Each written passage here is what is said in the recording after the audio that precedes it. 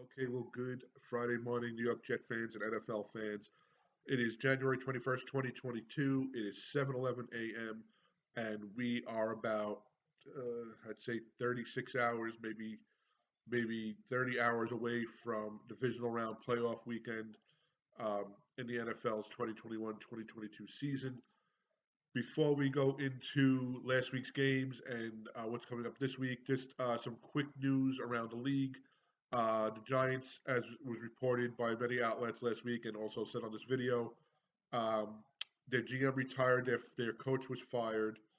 The Giants are very close to hiring a GM. It's being reported as early as today. It could be announced who they will be hiring. Also, they received um, permission, or not received permission. They actually called in Brian Flores. They requested him to come in for the head coaching positions interview. So that's good. Flores was the coach of Miami.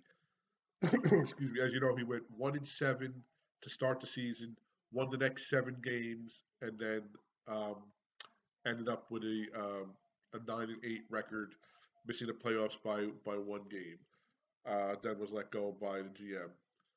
Or by the team. There is also a report that Flores wanted Deshaun Watson as his QB in Miami, and that was something that him and ownership didn't see eye to eye with.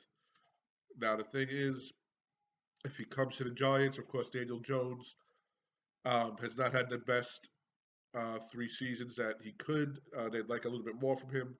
But again, do they give up on Daniel Jones? They bring in Deshaun Watson. Deshaun Watson has a lot of baggage coming with him. He still has um, civil and criminal cases open for his alleged sexual assaults.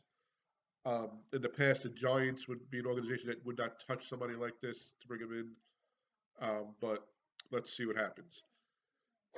Also, Dan Quinn has been rumored to be going around and interviewing for head coaching positions. And an old Jet quarterback, a fan favorite from a few years back, Josh McCown, will be interviewing for the Texans job. He interviewed a few years back. They brought him in. Listen, I think McCown is great. I think he's a tremendous football mind. I think he may be too young and inexperienced as a head coach. I would have loved him to be on the Jets as a quarterback coach or an offensive coordinator for the young QBs we had, especially when we had Sam and now with Zach. But good luck to to Josh. He was always pretty cool. We met him a few times, and we stopped and spoke with the girls, and had some time for us. So let's look at what happened last week. It started with the Raiders and the Bengals, and the Bengals just they won the game they were supposed to win. They were home, and they won 26-19. They move on. Um, I think it's the first home Bengal win or the first playoff Bengal win since the 90s, if you can believe that. So, congratulations to the Bengals.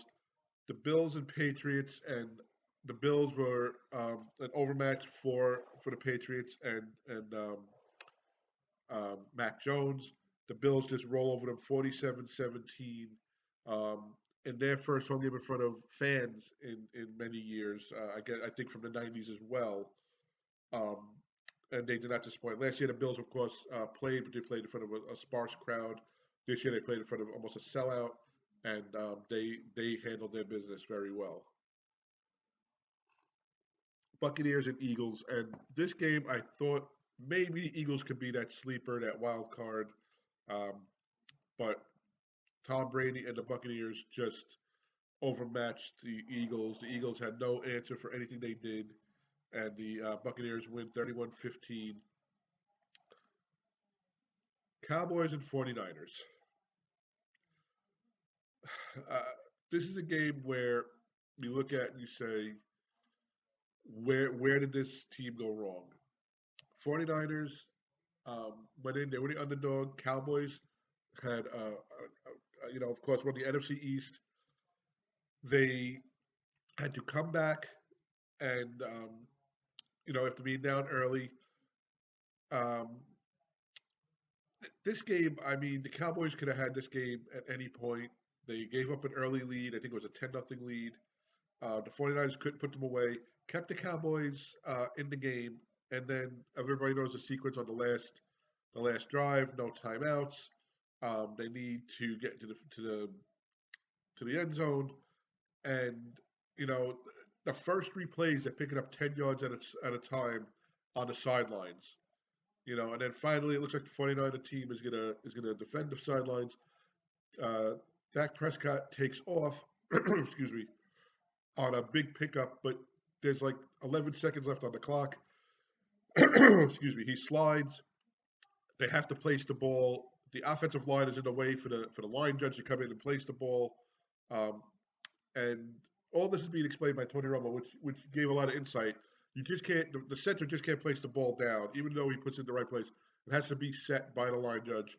Clock ran out. Cowboys couldn't spike the ball, but now, everybody's like, oh, why'd they do that? Now, the thing is, even if they would have spiked the ball, they still have to hit the Hail Mary. You know, it was not a gimme play. Maybe it wasn't totally a Hail Mary, but it was a long passing play. Um, you go a 5 yard pass out, you go a 10 yard pass out, get out of the bounds, and then you attempt to pass. Maybe you get two passes out of it after you down the ball. But Cowboys just fundamentals. Um, I believe the defensive coordinator was fired. Right now, Mike McCarthy is still the head coach.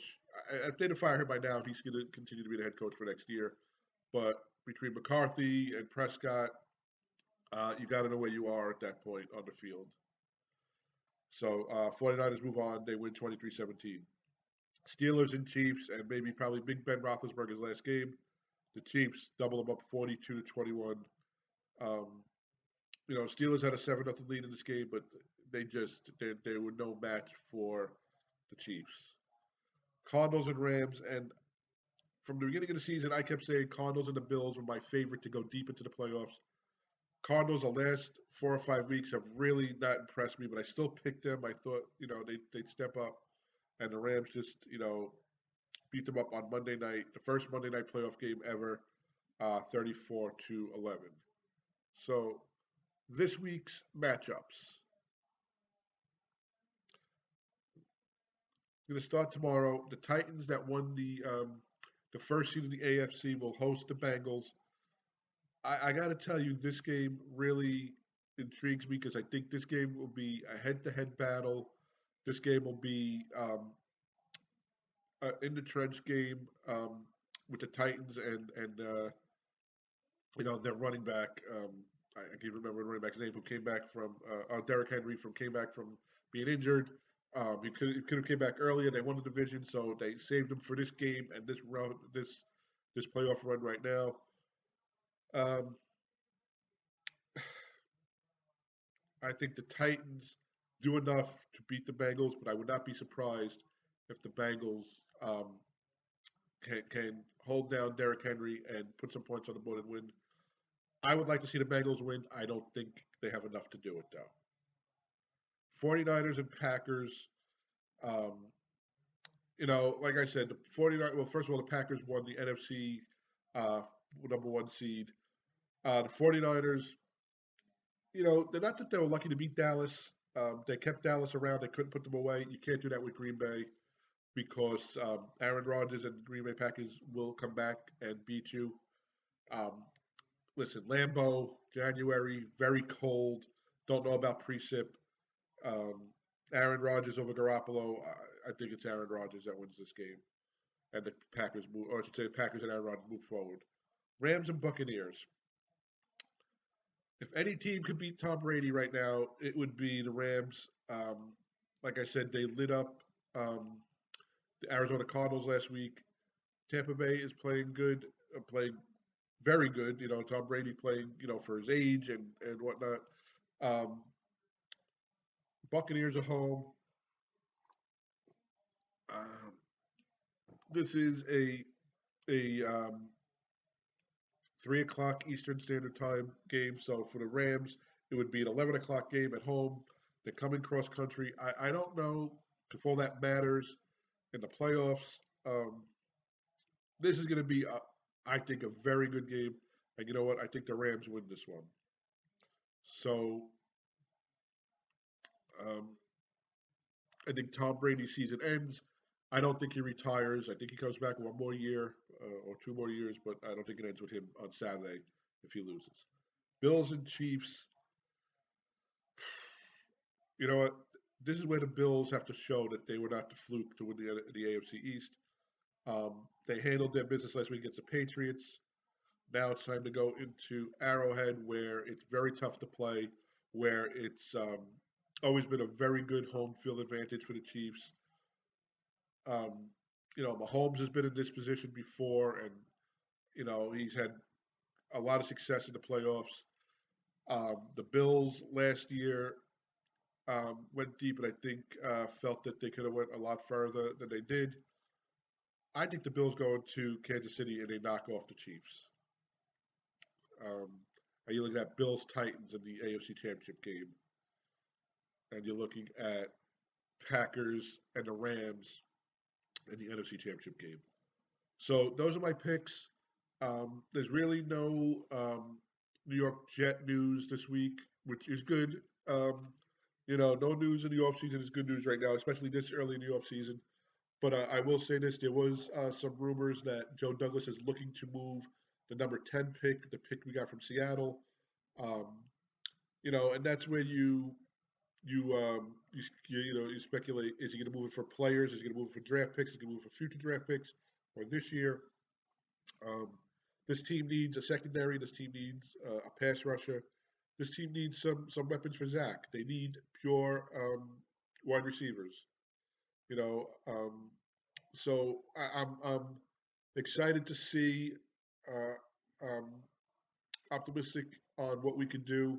I think that Coach Sala and Joe Douglas are on the same page, and I think they communicate. This is just the vibe I get. I don't have any inside information for that, but I think they communicate well. They know what each other wants, um, and I think that will help. They remind me a lot of, uh, and relationship wise, not business wise, relationship wise, of Tannenbaum and Rex, where it looked like a tremendous working relationship where Tannenbaum would tell him what they're looking to do, and Rex would tell him what he wants to do, and they'd work around it and get the plays that they need. So um, I look forward to seeing what we do in the next few weeks after the Super Bowl. Free agency period, and trading, and what we do with the draft coming up. I mean, the draft is 3 months away, if you can believe it. So since we're in playoff mode again, last week I did a playoff story about the Jets at the '98 Jacksonville game.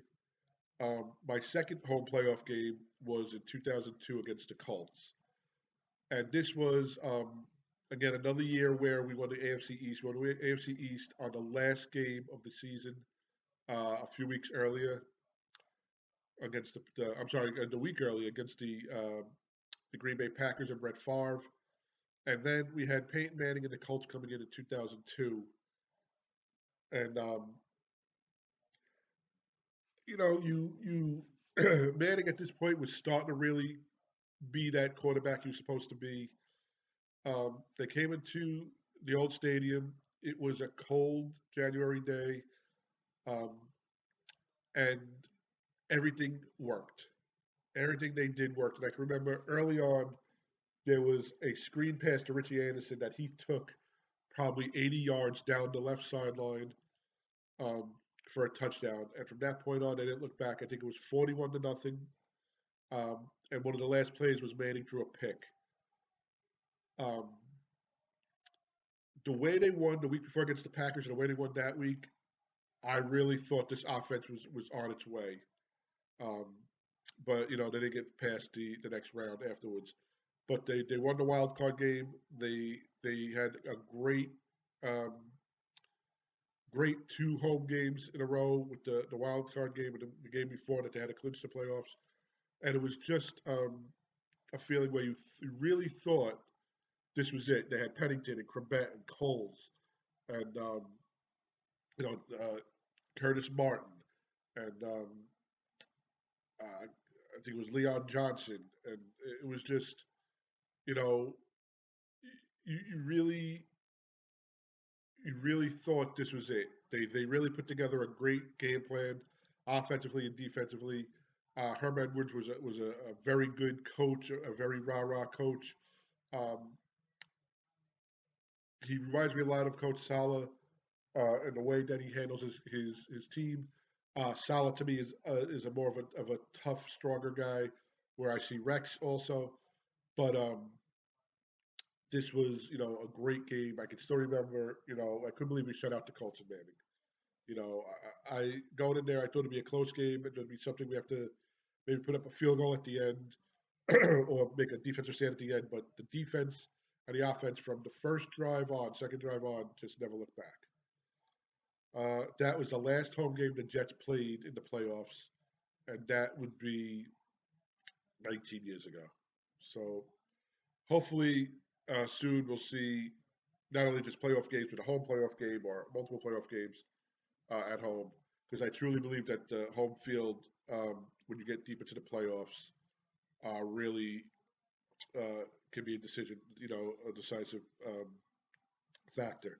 That getting that first week off, a lot of people feel, you want to lose the momentum, you want to go into the next week.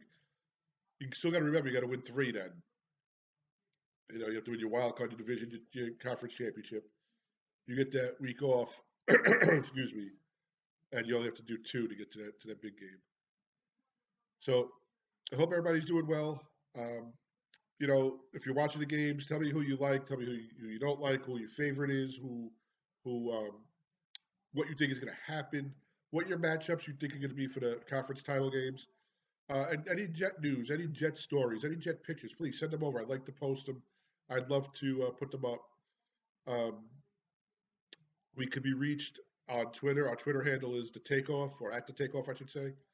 Our Facebook page is the Takeoff. It's a Facebook group. Our email is the Jets Takeoff at gmail.com. And of course, you can subscribe to this video on YouTube. It's the Takeoff. Alex Poziali is the name. Also, you can Google. Check us out. Subscribe. Let your friends know about it. I'd like to get a lot of subscribers. I'd like to share with other Jet fans and other football fans, and just discuss.